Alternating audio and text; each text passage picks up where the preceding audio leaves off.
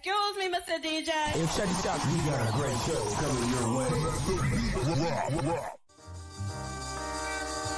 From the ECSI Sports Studios, the #1 sports information program in America, the Breakfast Bankroll, with your host, the sports broker, Jeff Dawson.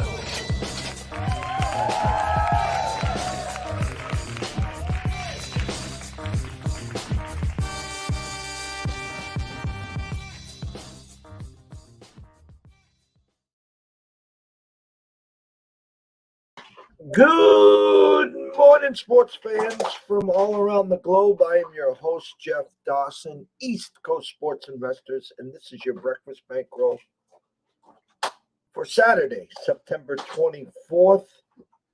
The weekend is here, and the fall is here on the Cape. Woo. Feels like, I don't know, some pumpkin spice somewhere from Dunks or Starbucks. That crisp feeling, and then we're just waiting for the leaves to start falling and then get our shovels ready for the snow. Yes, the Breakfast Bankroll. Yes, my co-host, Mr. Beam 'em Up Scotty. I want to thank JB the Ticket for our intros. I love them, but also we are anxiously awaiting a couple more and some in and outs, but that was just my jab to you, JB. If you are watching and listening, ECSI VIPs back on track last night, 2-1. Air Force team total over 35 gets their late third quarter, I think it was. That was game number one. Milwaukee Brewers team total over 4.5 gets to 5. And the one that we had earlier during the year that's supposed to be a layup. I'm going to ask Scott this. He talked about it yesterday about some teams going through some motions and stuff. The Padres facing off at Colorado against a bad pitcher, and they lose in extras. I wasn't on the, we were on the plus money over 6.5, plus 115. Needed the touchdown with the extra point, and we just got a field goal out of that game. Hats off to Albert in a can, Mr. Pujols. Not one, but 2 homers. Myself and Riley talked about this in the morning. Both Judge and Pujols were facing lefties. I figured you could go back into the home run props for both of them. Judge doesn't get it done. Pujols gets to 700. Congrats there. Judge will most definitely get it done against the Red Sox. Will he get one today and one tomorrow? He'll get it done, though. But without further ado, let's bring him in as he is preparing. I don't know the name of this one, but I guess there is a big storm brewing in a Bullseye heading that way. We're hoping and praying, Scott, I got candles going for you, that it takes a left or right at Albuquerque somewhere. But without further ado, let's bring him in. The one and only Beam 'em Up Scotty himself, Mr. Scott E. Webb. What is up, Scotty? I just got back from the gas station, man. I filled up, I don't know, it cost me $77 at the gas station to fill up 4, what are that, handheld, tubs of damn gas. And that's for the generator. So, yeah, I think this thing's called Ian or something. And it's got a path almost to my front door. So, it is what it is. I've been through these before. Won't be the last one, I'm sure. And they're always eventful, but you plan for them a little bit and get your power situation situated, and make sure you got propane in the grill. And then you can cook and do whatever the hell else you want to do, and have power for the fans, and get your house, keep your refrigerator on so you don't lose your food. It's all good. What currently is this a category? Well, currently it's a tropical storm. Okay. But it's going to be a hurricane probably late Sunday. And then once it gets to Cuba, it's supposed to be, still a hurricane, right? And then it goes over the mountains of Cuba, comes out of that. And that damn water right now is 88, 89 degrees. So that's like fuel to the fire for a hurricane. And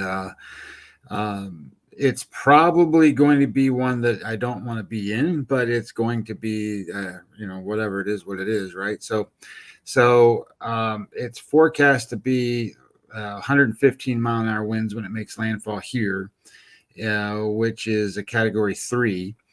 And it's not a strong Category 3, but hell, I mean, I've been in a Category 3 before, and I don't want to be in a Category 3 at all. Category 1, Category 2, those are kind of like, okay, let's just sit out and watch them. Category 3 is enough to blow shit around, knock over trees, take shingles off the roof a little bit. Obviously, Category 4, Category 5, you just don't want to be around. But a Category 3 is one of the ones where you just sit here and go, okay, well, this is kind of the strongest one I'm going to sit through, and well, shit, here it comes. So whatever. Most of the big thing about a hurricane, and it just pisses you off, is that they happen when they come through, and they're mostly nighttime events. Like they're in the middle of the night, and they're just banging and winding and blowing, and you're just sitting there and going, Jesus, this is just terrible. And you can't see nothing. And then you wake up the next morning and you go out and you see all the debris everywhere and stuff's all over the place, and you go, oh shit. And then you got no power, and then you got to figure out how long that's going to go. And then, that's what you're preparing for now. So anyway, it's all good. I think I got, 5 bags of ice. That's $35, $7 a damn bag of ice. And it just nonstop with all this stuff. And then you got to go buy batteries, and you got to go do this, and it's just like shit. Whatever. It is what it is. I'm going to take the topic of pool hosts, and I want you to take it for a few seconds here. What he did last night and what he has done for MLB, and what do you expect moving forward? Well, Albert Pujols is one of these guys that's generational player. I mean, he's quite likely and should be considered one of the best right-handed hitters to ever play the game. The concern there is that, PEDs and all that stuff, and he popped up on a list there one time. But I think everybody's pretty sure he's not, a main source of any of those things. But ideally, I think Albert Pujols is a player that, when he played for St. Louis there for years, is a main reason why contracts aren't the same as they used to be, where, okay, he's played and then now he's going to get his major contract, and he went to the Angels, and then, he can't live up to that contract, and now he's finishing up his years with the Dodgers, and then now with St. Louis to retire. But I think that another player that's similar like that is Miguel Cabrera, but at the same time, Miguel Cabrera is not Albert Pujols. Albert Pujols is over 300 hitter, and now he's got 700 home runs. And he's one of the best players to ever play the game. What would be nice, and what would have been nice for Albert, is to have him be the star in a lot of postseason World Series type events. He's played in them, but he hasn't played in them and been the star in many of them. So, and that's just the way things in the baseball world work out. Miguel Cabrera hasn't had that opportunity either, and some of these other guys, haven't even been there. Mike Trout's of the world. So I do like the idea that Albert Pujols is one of the best players to ever play, and I think that he's played in an organization in a city that loves baseball. So when you're talking about being a St. Louis icon, there's going to be he's going to be right up there. Stan Musial comes to mind when you talk about the Cardinals. So I think he's going to be right there with him, if not higher regarded. And what's sad is that some of the younger generation who might be 10, 15 years old don't know who Albert Pujols really is. Because theoretically, they didn't see him when he was good, and they didn't see him when he was batting .335 and hitting 35, 40 home runs year after year after year after year. They didn't see all that. They saw him go out and play in Anaheim and have bad legs and kind of hobble around and be a kind of behemoth kind of guy.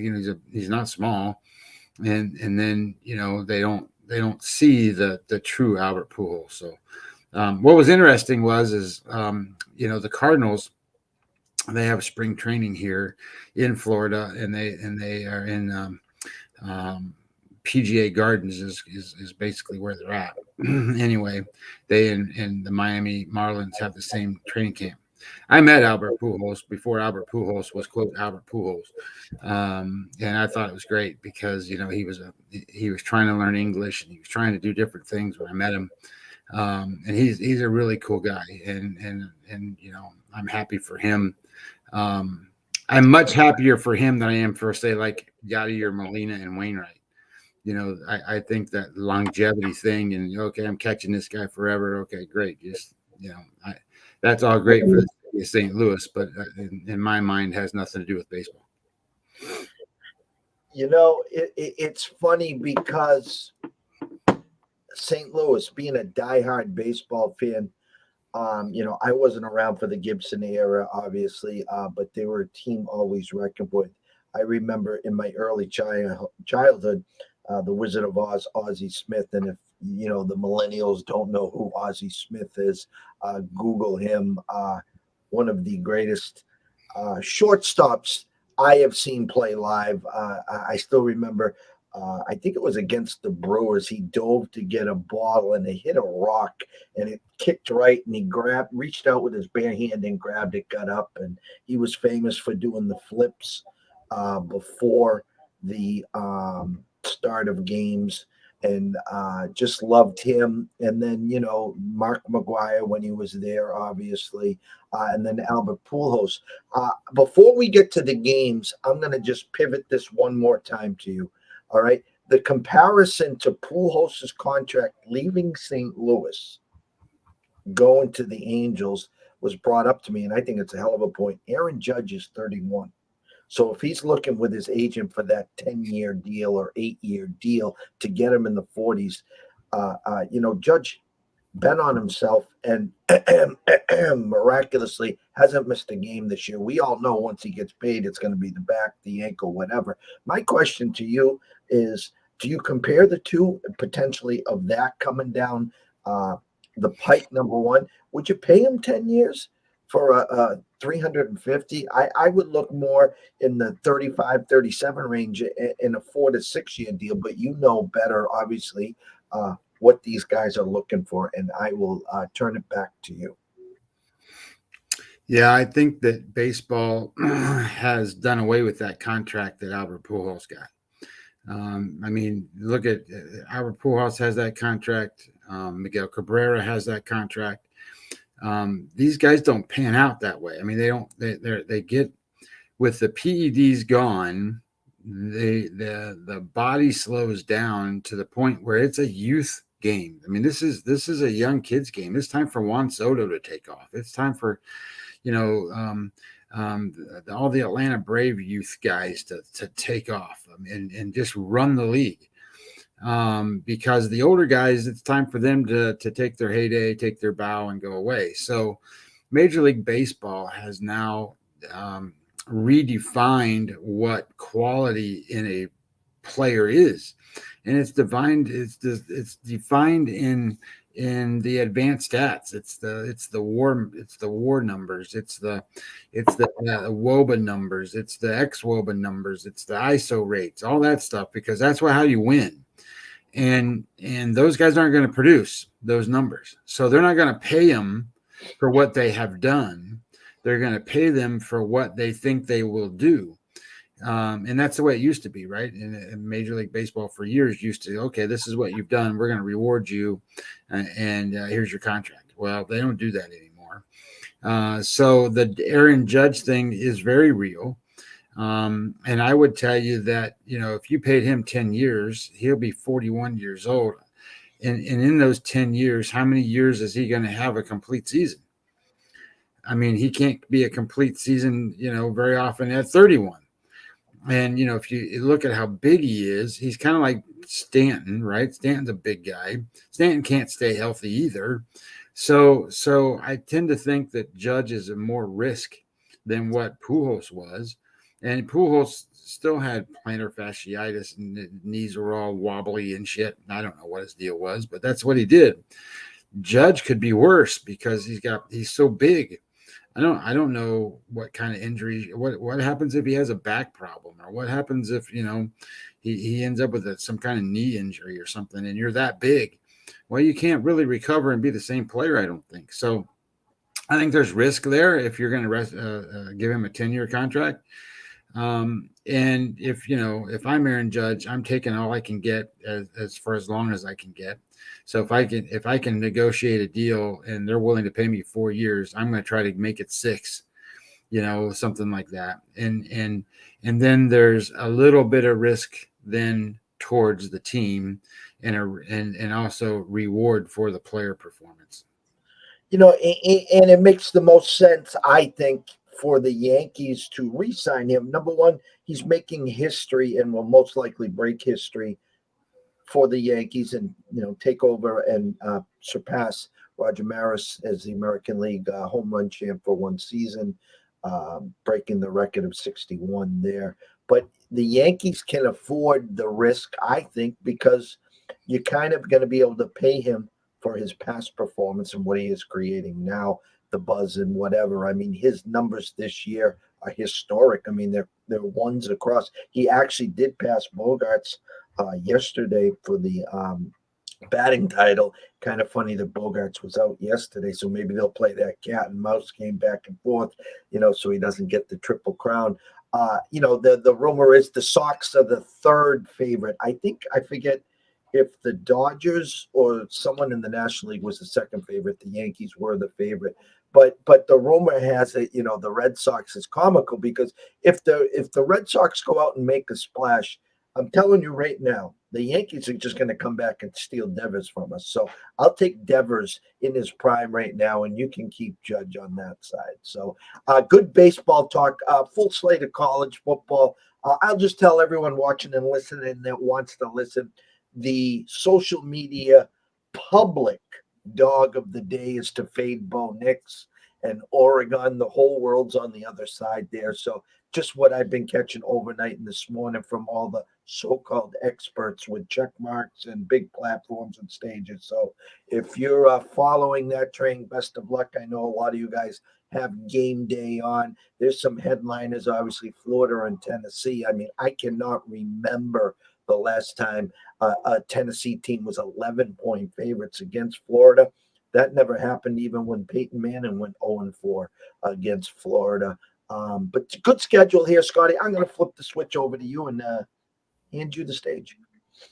Yep, no worries. So I divide these games out. So they're noonish kind of games. So that's, starting at 12 and probably up to 2 o'clock, and then 3:30 games, and then the 7:30, and then the evening game. So the early slate kicks off with Northern Illinois and Kentucky.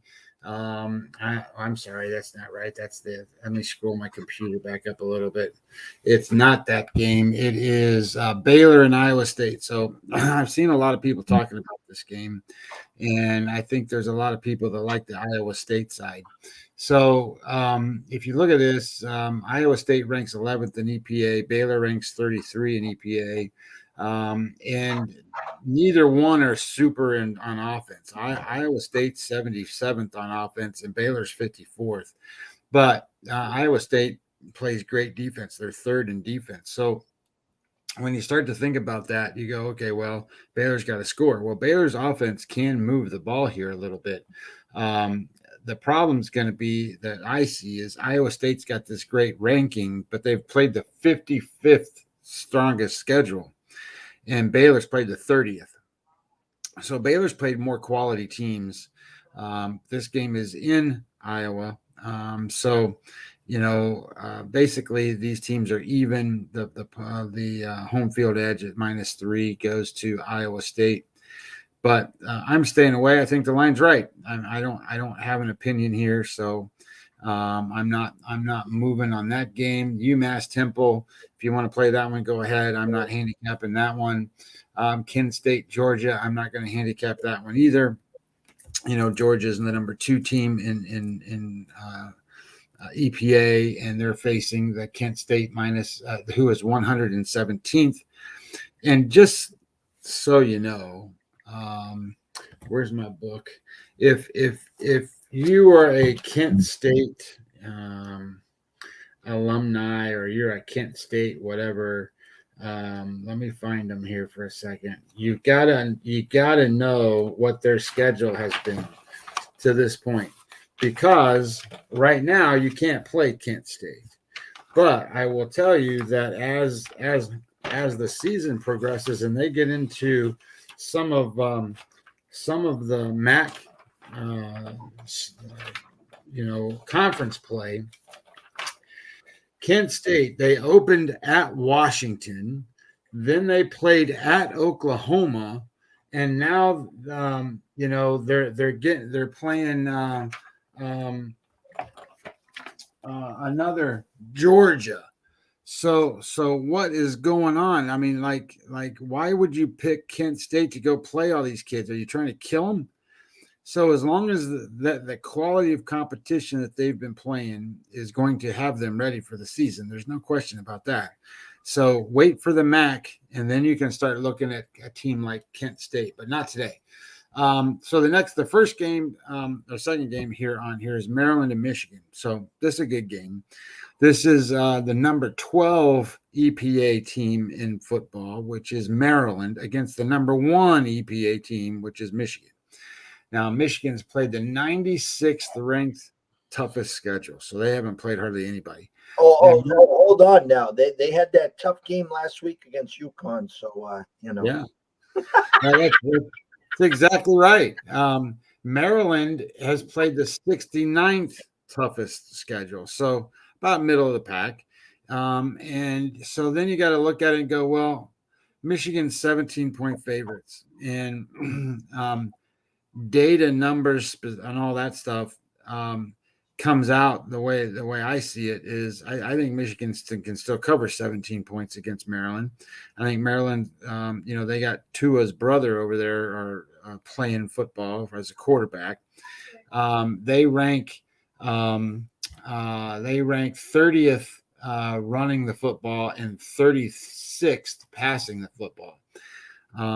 So we'll have to see how that stands up against a real defense here. And I don't think Tua's brother is nearly like Tua is. So I think that this is a spot, especially at home, Michigan can do damage. Michigan has done damage against Maryland the whole time. I haven't played it because I think the number's pretty close. So that's a stay away game for me. Penn State, Central Michigan. Penn State's a team that, I was on the way back from the gas station, and I heard him talking about Penn State being a top 25, top 15 kind of team. Well, they are 25th in EPA, and they are 36th on offense, 33rd on defense. That's typically where you find these Big Ten teams. Pretty good on defense, kind of okay on offense. And Central Michigan MAC team. This is a lot of points. I'm going to stay away. I've seen people say, hey, play them over though.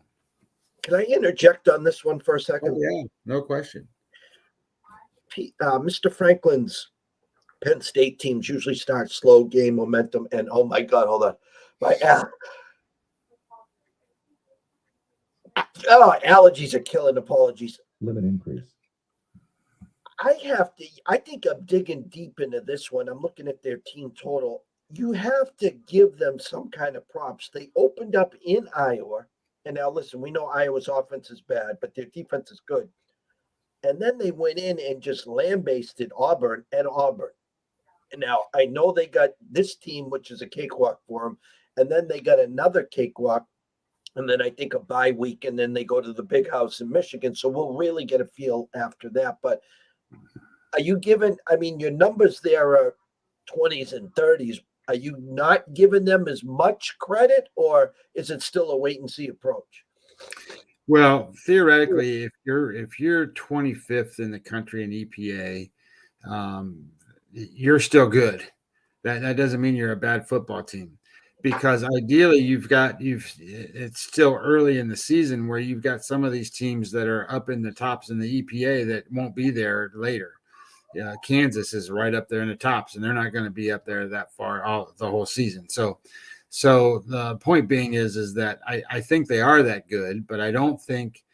I think where the problem is going to run into for Penn State, and you talked about Iowa, for example, Penn State's going to be a little better on offense, but goddamn, not much.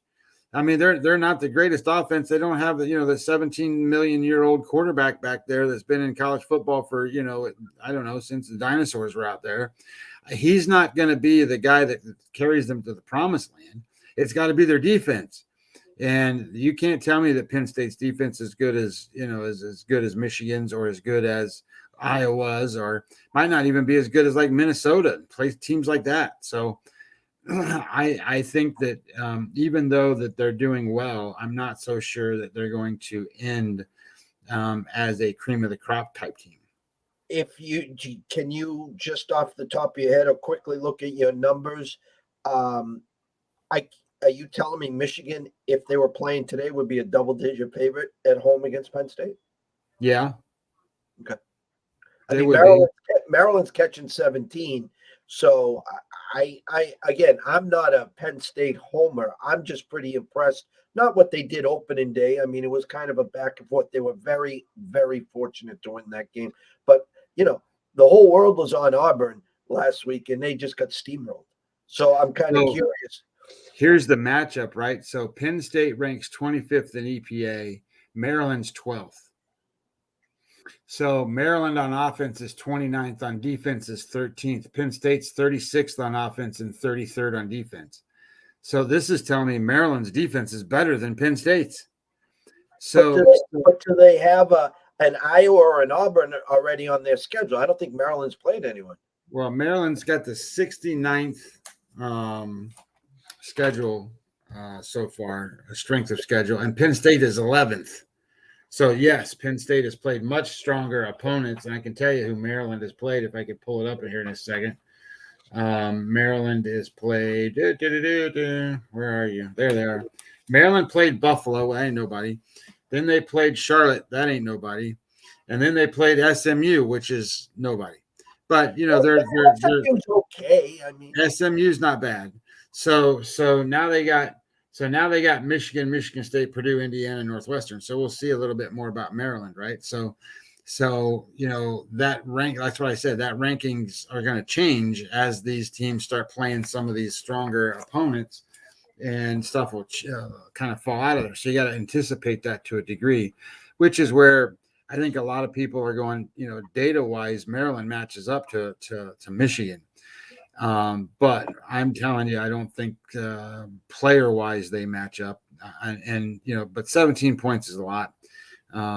There's a lot saying that Michigan should win this game by 20, but take them, and here's kind of a thing for you.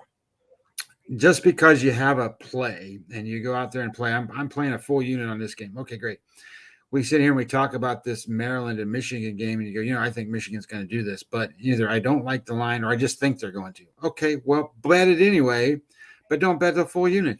Bet a quarter unit, bet a half a unit. Have some fun. You know what I mean? Like if you win that game and you win your full unit game, heck, you just kicked in a little extra. And if you lose that game, you didn't lose a full unit. So, and you had fun kind of feeling out what was going to happen there as the game progressed and the game went on. Now, the next one I did play. This is South Florida, and this is against Louisville. And first of all, I'm going to tell you that the number that I got was 15 on South Florida, and I think at the time that I was looking at this, it was 14. So people are betting Louisville. And I'm okay with them betting Louisville. I mean, that's a bigger school, right? And they have Malik Cunningham. Everybody knows who the quarterback is, and you can't tell me who they don't know who the quarterback for South Florida is. But South Florida ranks 97th in EPA. That's not very good. Why are you betting on them, Scott? Well, Louisville ranks 88th in EPA. Now, Louisville's playing a much stronger schedule. They played some people. But matchup-wise, the quarterbacks, I kind of look at it this way. If I'm going to bet an underdog quarterback, I want the quarterback to be as good or at least within reason of what the quarterback is for the team that's the favorite.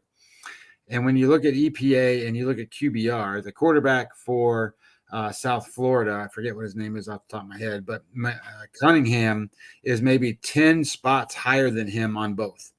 So that means they're about the same player. So then you have to look at it and go, well, why is South Florida any good? Well, South Florida is number 2 in EPA on defense. Number 2. That's pretty damn good.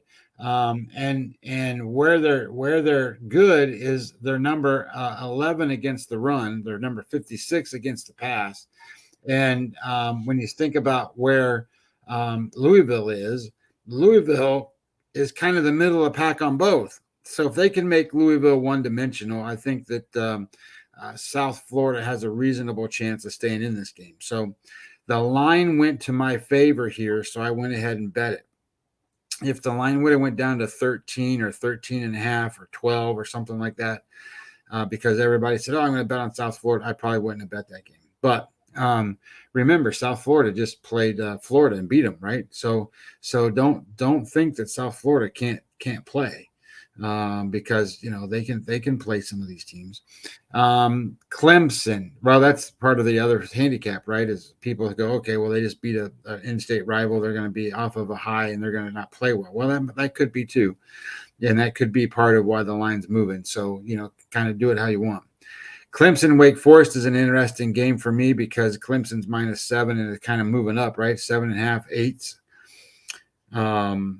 This is a spot here where is Clemson's defense going to hold Wake Forest's offense to a few points, and can Clemson score enough?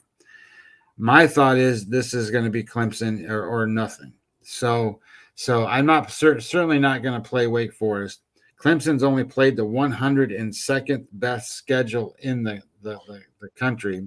Wake Forest has played the 70th best, but everybody talks about Clemson's defense. Clemson's defense ranks 20th in EPA.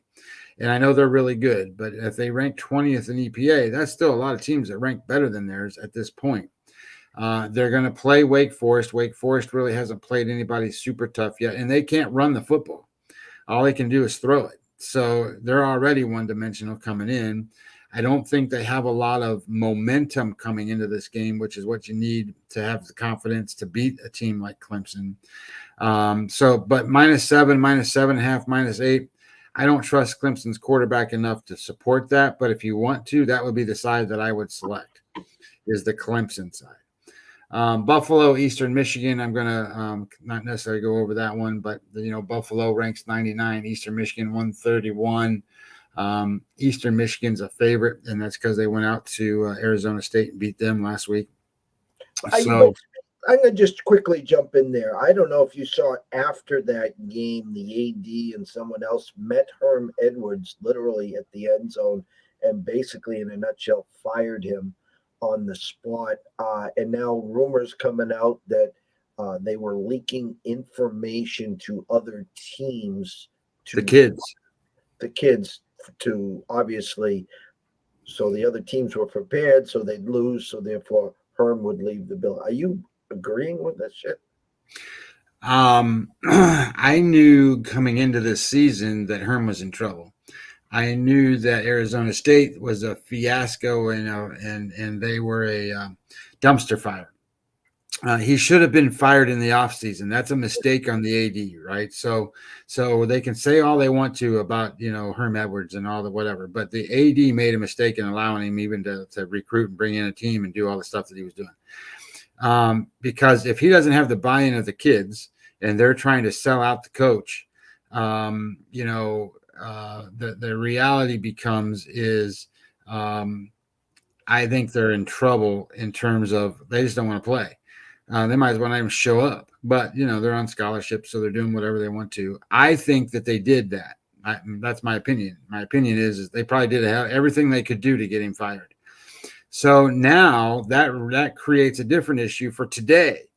They play later on tonight against Utah. Utah is moving up at -14, -15, now -15.5, maybe -16 at places. I don't know where they are now.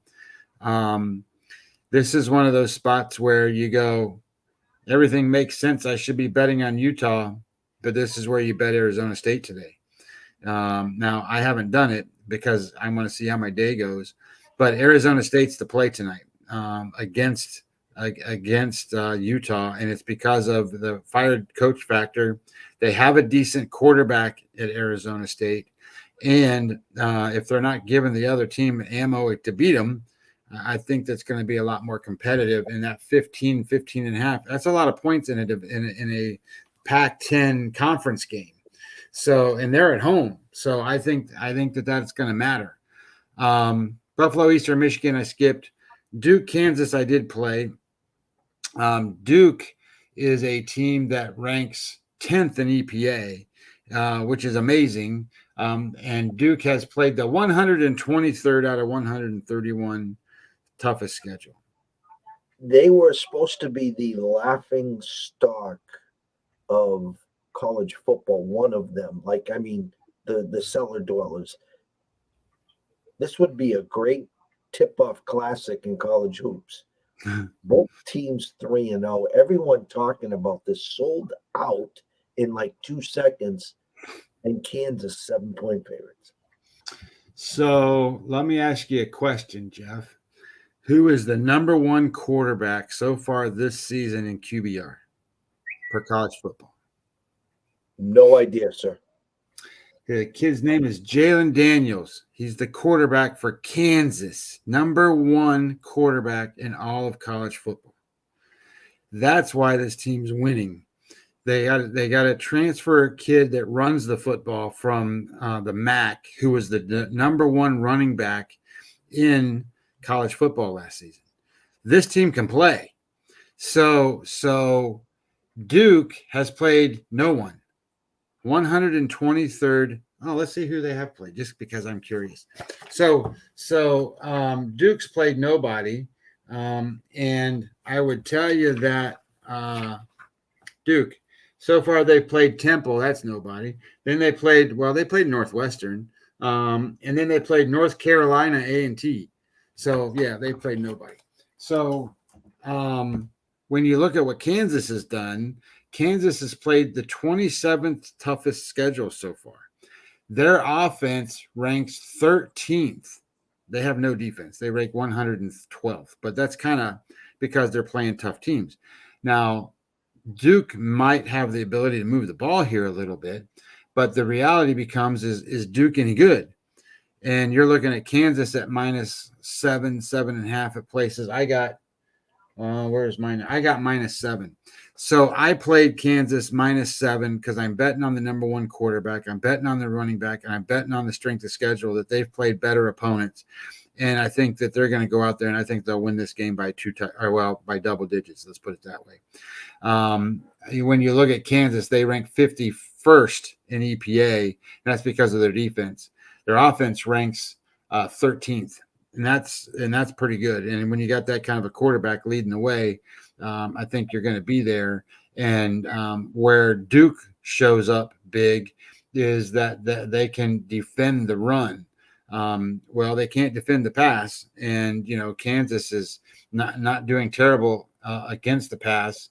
They are 25th rushing, 19th passing. So I kind of like Kansas in this spot, so I bet them at -7. So far, I've played I played USF +15, Kansas -7, and those are the only games I played in the early slate. So I'm going to kind of whip through some of these. UCLA was a look-see for me. I think UCLA has the capability to win by more than 22, 23 now, something like that, over Colorado. But do they want to? And they were so far ahead last week, and then allowed Bowling Green to come back and cover that spread. So this could be one of those same kind of spots. So I stayed away from that one. I stayed away from Mississippi State and Bowling Green. That's 30.5, 31, 32, something in that neighborhood in terms of point spread. So I didn't play that one. And a game that I think is going to be misleading for a lot of people is that TCU SMU game. TCU was -2. Are they still -2, or is it higher? -3, I saw somewhere. 2.5, 2. Yeah, consensus right now is 2.5. So TCU's played the 114th toughest schedule so far. They ranked 13th in EPA. SMU's played the 47th toughest schedule and ranked 73rd. So when you start to break these numbers out and just kind of look at where they are, I think this game could be either way. It could go either way. TCU's defense is not the greatest defense in the world. And because they've only played teams that are bad, I think SMU has a chance here. So I stayed away. It's a home game for SMU. And then the one that confuses me is Missouri and Auburn. So if it confuses me, I take it off. I have Missouri as a +7 or so that I wanted to play, but the line keeps moving up on Auburn. Missouri ranks 72 in EPA, Auburn 82. Both offenses. So Missouri's offense is 110th. Auburn's offense is 101.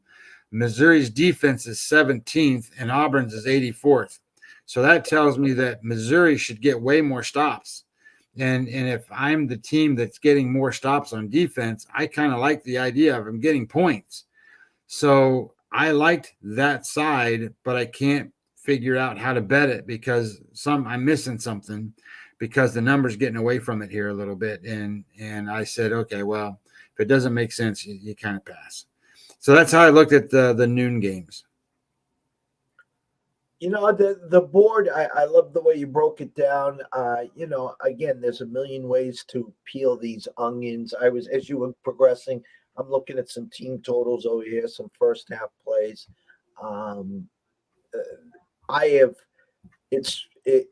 I have made it well known when I rush to the window, and I say that tongue in cheek.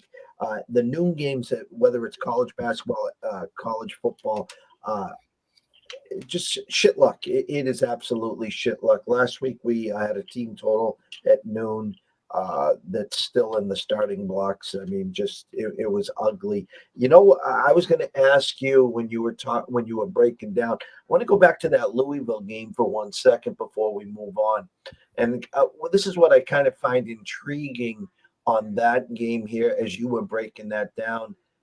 I got a team total for South Florida, 24 under -125. Louisville's team total is 38.5. You got them scoring 40 or more? No. Okay.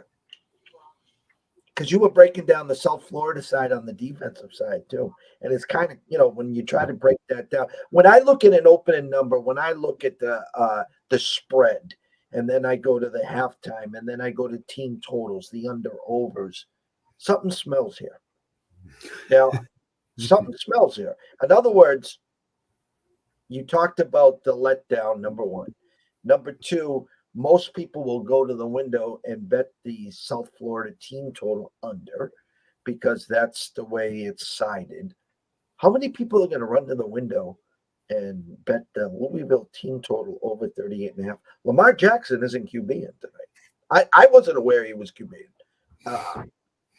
That's my point. So I had that one shaded, and I'm going to leave it on the desk. And I'm probably going to be screaming and hollering by the third quarter because they got, 35 points, and it's first and goal from the one. Well, we'll see what happens. These are those weird games where, okay, the numbers tell you to do this, the emotions tell you to do that, and the situation tells you to do this. Doesn't quite all line up, but yet you can't get off of it. That's kind of how I feel about it. Now, that this next slate of games, the 3:30 stuff, there's not a whole lot really to talk about here. Notre Dame plays North Carolina. I played this game, and I probably didn't play it the way you think I did. It's the stench of the week, and I'll tell you why. The whole world's on North Carolina because Notre Dame has zero offense. I said zero. Okay. How come the game opened up a pick? Well, so the public can run to the window and play North Carolina and North Carolina and North Carolina and more North Carolina. I played Notre Dame plus 3.5 today. That was the number I got. I don't know if it's still that way. When I wrote these up a couple nights ago, they were +2. And I saw, oh shit, they're +3 at some places, and then where I can play, they were +3.5. So I'm like, you know what? I'm taking the 3.5. Well, the funny story. Opens a pick, gut to 3.5. The sharp said, "Guys, you guys are on crack today." Because the sharps came in and they that magic number was 3. Okay, so it's 2.5s across the board. It's 2.5s. So with an under over a 56, quick math, uh, you know, 30-27. That's the quick math there, give or take an extra point or a 2-point conversion. I'll go on record right here to everyone watching and listening. Notre Dame wins outright today. I think they do too. I think you could play them on the money line and have some fun, or at least sprinkle it. So I'm playing Notre Dame. What I'm looking at is they played the fifth toughest schedule. North Carolina's played the 61st toughest schedule, but they got no defense. 115th in the country on defense. They do have an opportunity to play offense. Notre Dame's defense hasn't been as strong as I would have liked it to be, but they're pretty good. So I think they hang in this game, and I think they find a way to win. I think that they'll protect the ball, that kind of stuff. So I like Notre Dame. I think Notre Dame's playing their backup quarterback, but it doesn't matter. They're both quarterbacks weren't any good. So I think Notre Dame's in pretty good shape. Middle Tennessee, Miami, that's minus 27-20. That's 4 touchdowns for Miami. Middle Tennessee sucks. So why does Miami want to go score 55 million points? I don't know if they want to. They're going to do that. But I stayed off of that game just because it's 4 touchdowns. This is another one that I think is crazy. Central Florida, Georgia Tech. Georgia Tech's not very good. Georgia Tech's not got an offense of any sort. And Central Florida's an average to good team. Now they're 2-3 touchdown favorites. And I think that's enough. I don't want to get involved in having to cover more than 3 touchdowns in this game. And then this one's the one I think everybody and their brother's on. So this is Minnesota and Michigan State. And Minnesota was the favorite at minus 2.5. I think they're minus 3 now, minus 3.5 maybe. I think everybody and their brother's betting Minnesota. I think Minnesota has a battle in front of them. So Minnesota ranks number 3 in total EPA right now, but Michigan State ranks 46th. Michigan State's played the 29th toughest strength of schedule so far, and Minnesota 129 out of 131. So they've played a bunch of pansies. So what does that numbers really tell you? Well, they're ranked 4th on offense, 4th on defense, number 1 against pass defense. Well, Michigan State don't throw the ball. So this is going to be one of those things where can Michigan State on defense do enough to hang in this game and be competitive and kind of win this game at the end? Or is this going to be, one of those 17, 16, 8, what a weird score games where, Minnesota wins by 2 and the number's 2.5 or 3 or something like that. So I think it's a bad number. If you have Minnesota at minus 2.5, 2, if you had Minnesota at 1, that might be a little better play, or play them on the money line. But I don't like to have to cover points in this spot because Michigan State's got a pretty decent defense. I think Minnesota's got a good team. But at the same time that they got a good team, this will be the first time they get challenged, and they're on the road. So I stayed off of that game. Florida, Tennessee, I couldn't stay off of. My numbers tell me a lot. I don't necessarily. Actually, that's not true. I did stay off. I would have played this game at Tennessee minus 10 or less. But the number's getting away from that. I think it's 10.5, 11. Is it up to past 11 yet? Everybody's betting Tennessee. Oh, no, the whole world's on Tennessee. The number is so inflated. Hold on 1 second, sir.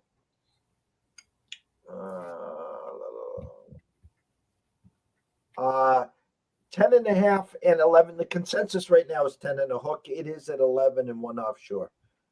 Just to let you know, your South Florida wide receiver Xavier Weaver has been downgraded to doubtful. So I'm sitting here thinking this game where Florida, Tennessee is. I'll ask you this EPA question again. So if you go through all these quarterbacks and you sit here and you go, okay, you saw Anthony Richardson in game 1, right, against Utah, and he looked like Superman, for God's sakes. So do you know where he ranks in QBR now? Not good. So there's 129 college quarterbacks ranked, because I don't think they rank, the Air Force kids and those guys, because they don't throw the ball anyway. So he ranks, where is he? He's 103rd, Jeff. 103rd in QBR. He sucks. So he's down there with the Ball State quarterback and the UMass quarterback and the Buffalo quarterback, for God's sakes. That's where he's at. And they're playing a kid in Tennessee, and he's got the cool name. What's his name? Hendon Hooker. Hendon Hooker. He's ranked 12th. So I can't stay away from the 12th ranked quarterback matchup to the 103rd ranked quarterback.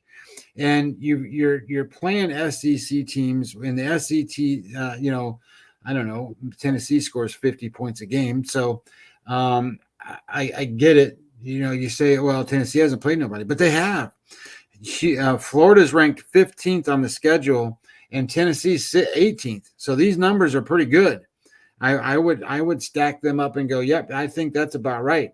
So that is the 7th ranked EPA team in Tennessee against the 90th ranked University of Florida team. I can see this spread, why it's 10.5. I can see why everybody's betting it up, but it's a bad number. You don't bet. I don't think it was 10.5 to start. I think it was 9.5, something like that. I don't remember it being an open at 10. I think people bet it up to 10 right away, and then it went over the 10, and people are still betting it. So that was a bad number for me. I just didn't bet it. But I think if you wanted to put some what do you say, beer and pizza money on it? Put some beer and pizza money on there. Put that, and watch the game, and cheer for the ghost of Peyton Manning. Yeah, I went 0-4 when Peyton Manning played Florida. He still owes me, and he tried to send me some Omaha steaks, and I just wanted my money instead. So Indiana, Cincinnati. This is a big spread for Cincinnati against the team in Indiana. Indiana is not very good, but they just find ways to stay around in these games because the teams they play make mistakes against them. That's what I've seen. Illinois should have beat the shit out of that team, and coaching maneuvers and bullshit left Illinois to not only not cover the game, they lost. So I think Cincinnati is a better team here, but EPA wise, the numbers are a lot closer. So Indiana is 53rd, Cincinnati is 71st. Now Cincinnati's played the 39th toughest schedule, and Indiana's played the 82nd toughest schedule. Because I've seen Indiana a couple times and I haven't watched Cincinnati a whole lot. I've watched them a little bit. I haven't watched them a whole lot. I'm staying off of this game, but data numbers wise tell you should be on Indiana, not Cincinnati. You should be taking the points. And I just can't. Yeah. So I'm just staying off. I didn't play it. Toledo, San Diego State. I think if you're going to play this game, you play Toledo. But here you go. Toledo's going out west. They're the 96th ranked EPA team in the country. Holy shit, they almost rank 100th. Why are you playing them? Well, because San Diego State ranks 123rd right now. And they both play the same caliber of opponents. 85 for Toledo, and San Diego State's 89. Toledo has an offense. They can run the football. San Diego State has no offense, and they're playing just average defense. And all you got to do is cover a field goal. So I think Toledo might be the right side there. How the mighty have fallen back to the Marshall Faulk days. I have some good friends out there. They've had some great teams. They were, it was funny. I left it on the desk, and Utah was one of the darlings to start the year. They get sniped at the window opening day in Florida. They were 21-point favorites last week. And it was kind of grab ass the first quarter. And then you blink at halftime, I think it was 21-0. And they just rolled. So when I saw this number, I'm like, oh my God, San Diego State is this bad? Well, the problem is it's really hard to bet on a team that can't score. I mean, it really is. Think about what we do all goddamn summer, and we go trying to figure out how to bet on the Marlins, for God's sakes. Well, this is like that. This is like, how do you bet on the Marlins? They can pitch, but they can't hit. Okay, and now you get the same idea here, right? The San Diego State's got an average defense and an offense that they can't do shit. So then Toledo can at least do something. They can run the football. Yeah, but this is the MAC. I'm just trying to pull up the team totals here for a second. God, my eyes are just not catching up to the screen today. You got a rotation number, Scotty? I can get it. I got it. So yeah, you got 23.5 on Toledo and 21 juiced under minus 130 to San Diego State, and that's against the MAC. Yeah. Yeah. They're just bad on offense. I mean, they are. They are. San Diego State is 125th on offense. They are 90. They are 96th rushing, 129th passing. That's what they rank. And it's like, oh my God. And then when you look at strength of schedule, Toledo's 85 and San Diego State's 89. So those numbers are probably reasonably good to actually use. So it's like, okay, you don't have to really shade them so much. The next one, I think everybody and their brothers on too. This is Oregon. You just said it. This is Oregon and Washington State, and everybody's betting Washington State. But the number's not moving, right? The number's not moving. Or it's still Oregon -6 or something like that, right? -6.5. Let's see here.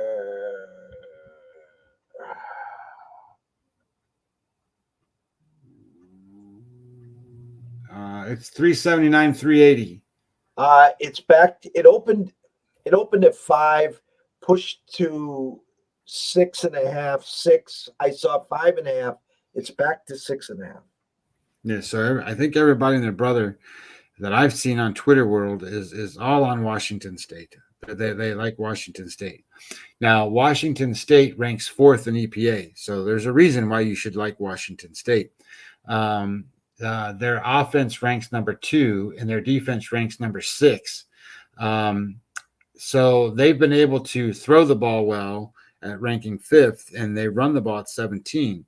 But they've played the 64th strongest schedule so far, and Oregon's played the 3rd strongest schedule. I mean, we played Georgia. You're going to get, you're going to rank right up there right away.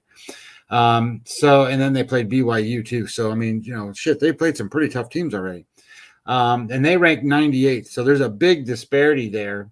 And Oregon's the favorite, right? And Washington State has all these numbers. That's why people are betting on Washington State. I think Washington State's probably you want to bet them when they're an underdog. You don't want to bet them when they're a favorite. So if you're going to bet them, this is a spot to try to bet them. But I think people are discrediting what Oregon can do. I discredited what Oregon can do because I was against them when they played BYU or Utah or whoever the hell they played. Hey, Marty Lowe's checking in.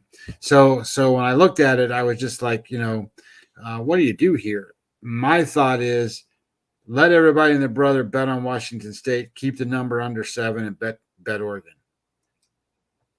No, I agree. The whole world is on them right now. And I'm just waiting and waiting and waiting. And I find it kind of comical. They want to bury a team that, played the best team in the country to start the year. They were never in it, but they've slowly put some stuff together, and they're still getting the disrespect card. And the whole world's pouncing on the fact that, yes, his numbers are entirely different. Bo Nix at home, Bo Nix on the road. But listen, I won't be part of that train wreck. If I play this, it will definitely be on the Oregon side. Yeah, I didn't play it. These will be things. Okay, well, maybe I'll throw beer and pizza money on Oregon or something. So Tulsa, Mississippi. is a 3:30-ish type game. Mississippi ranks 14th. Tulsa ranks 28th. Tulsa hasn't played anybody, but Mississippi's played the 81st ranked team too. And I think that's a big number. So it was it 24 now, 23. It's getting up there. 21. 24. So I think that people are coming in going, hey, let's bet on Tulsa. Look, Lane Kiffin's crazy. If Lane Kiffin wants to go win a game and try to put some numbers on the board, he will. But I don't think he's going to do that in this spot. I think he's just going to try to win the game. I think this is a hard one to gauge. Statistically, Tulsa's the right side, but it also depends on what do I want to bet here. The next one is Texas Tech. Now everybody and their brother wants to bet Texas Tech because Quinn Ewers is dressed. Quinn Ewers might play in this game. Oh my God. And he played pretty well when he was in the time against Alabama, but the week before, boy, he was throwing lollipops. His fastball was, ephus pitches. So I kind of think that this is one of those spots where I like Texas only in a space because their defense is better. But I'm not going to, if you got questions at the quarterback position, why you want to bet a road favorite?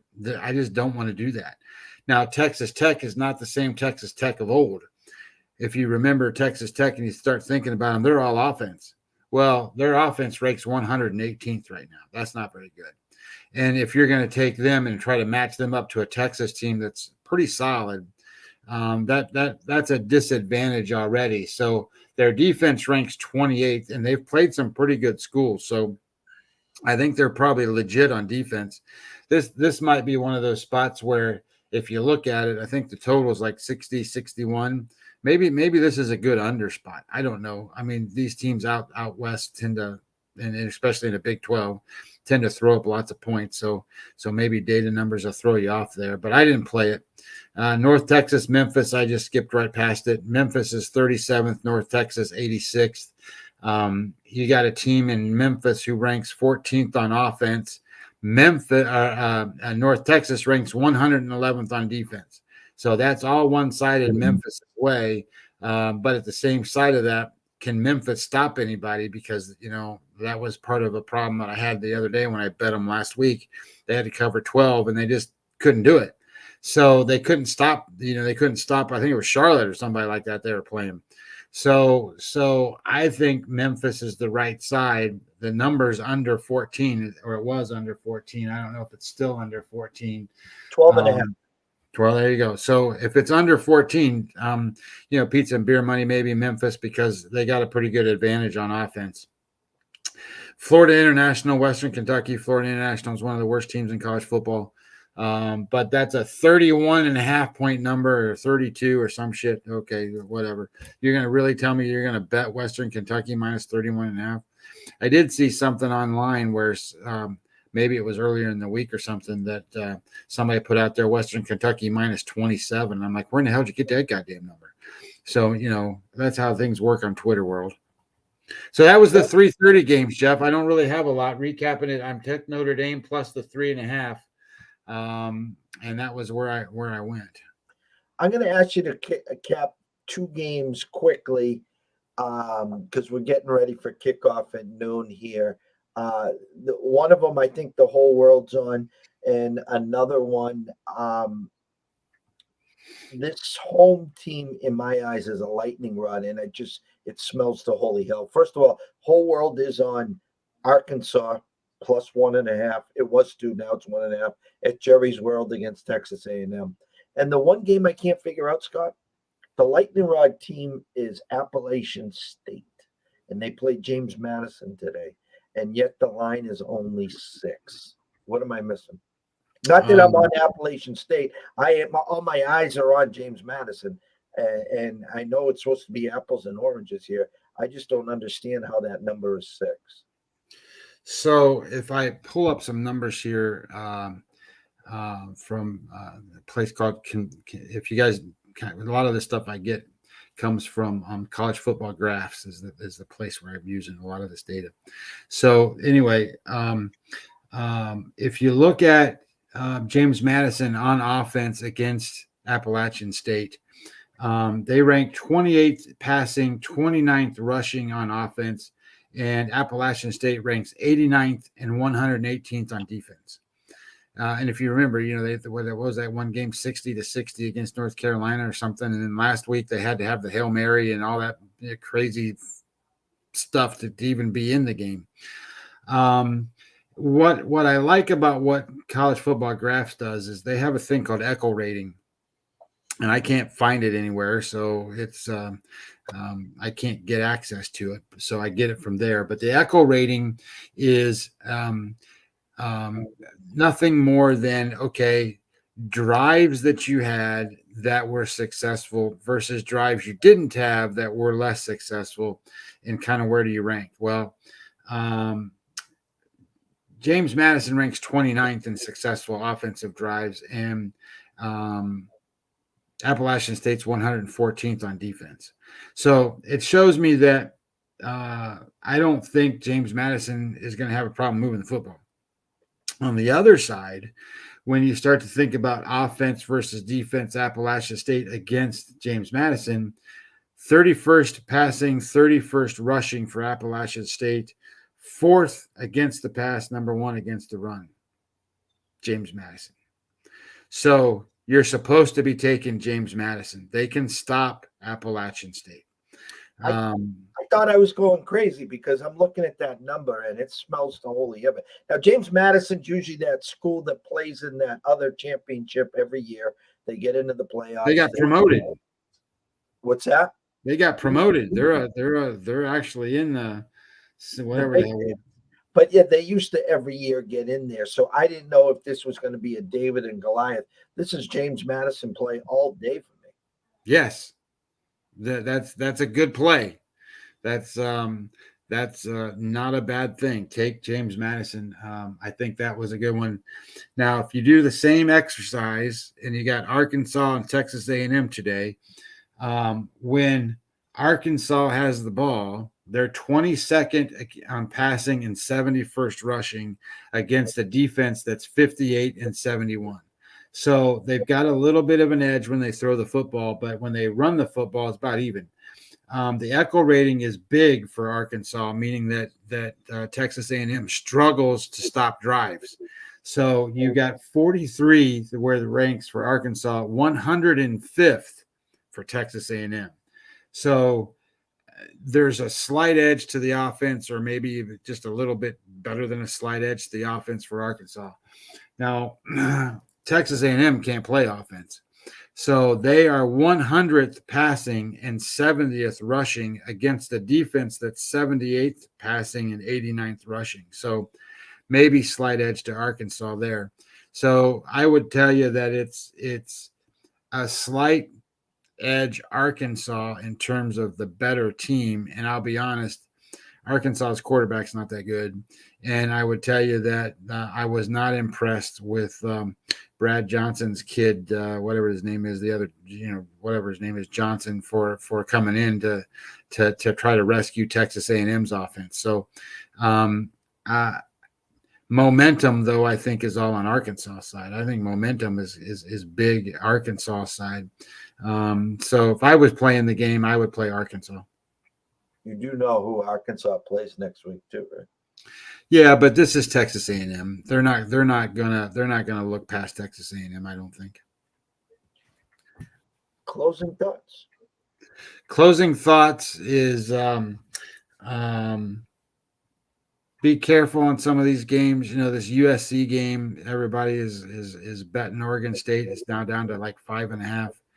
At some point, I like Oregon State too, but at some point in time, you're getting a bad number. Don't bet bad numbers. That's a closing thought. And then another one would be is like Ohio State, right? Ohio State was like minus 17 or something, and now they're minus 18.5, minus 19. Okay, it's a bad number.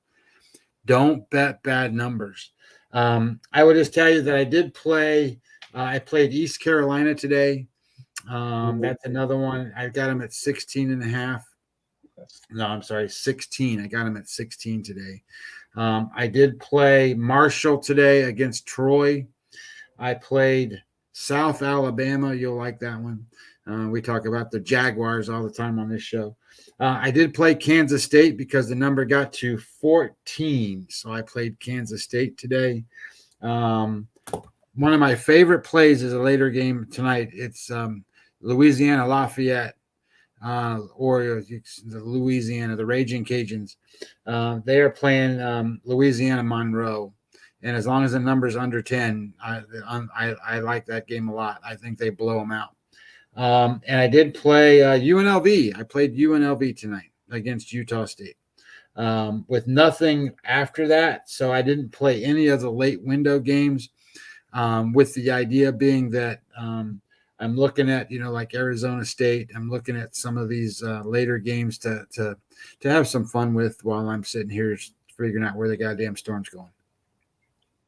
Well, first and foremost, nothing but safety, prayers, and thoughts to you, your wife, for the upcoming days. Obviously, keep us on speed dial there. As it gets closer, is this going to be a board the windows and run? Is this going to be board the windows and sit inside with the candles on? Or that's what I think. I'm planning on. That's what I'm planning. All right. Well, keep us on speed dial there, of course. Tomorrow morning, myself and Southside Riley will catch you up with the NFL as we get ready for kickoff there. And next week should be business as usual. We're still putting together our new office, studio, and retail store, hoping to be ready for October 1st, but we'll have the same cast of characters. Tuesday, Julian Edlow. Wednesday, Andrew McGinnis. I think on Friday we'll be back with Dan Alexander. We will have the closing bell throughout the week. Scotty will be back on Friday and Saturday, God willing. But here it's just like what we've been doing for 7.5, almost 8 years. Business as usual. Every day is a new day. It's a gift. When you wake up in the morning and your feet hit the ground, you got an opportunity. You got a chance to make a difference. You got 24 hours. That's it. And you supposedly 8 hours of that is supposed to be sleep. So you really only have 18 hours. Which you and I and everyone else know we don't get 8 hours of sleep around here. So today is a full day of football. Don't forget there is some baseball going on. Anyone getting itchy at the trigger in baseball, go play some Aaron Judge. He saw what Pujols did last night. So he'll have at least one today and probably one on Sunday. So if you need myself, go to EC Sports Invest on Twitter. If you need Scotty, go to Webby20MLB. If you want to start following us, please do, and we'll follow you back. You can DM us. You can ask us any question on the timeline. If you're shy, you can send us an email at eastcoastsportsinvestors@gmail.com. For myself, Jeff Dawson at EC Sports Invest, from the one and only Beam 'em Up Scotty at Webby20MLB. We wish everyone a blessed day. The weekend is here. Have some fun. Take it slow. If you have a struggle early in the day, don't double and triple down. Play your games accordingly, okay? Hey, listen, guys, if you can make 2, 3, 4 units in one day and you go 2-0, 3-0, shut her down. Put together an action parlay for the nightcap, because what's the difference between 3-0 and 10-6 other than, having 16 games of action versus 3 games of action? Do the math. It's all the same, guys. Catch you guys early in the morning. That's myself, Jeff Dawson, and Scotty Webb, and we will see you soon.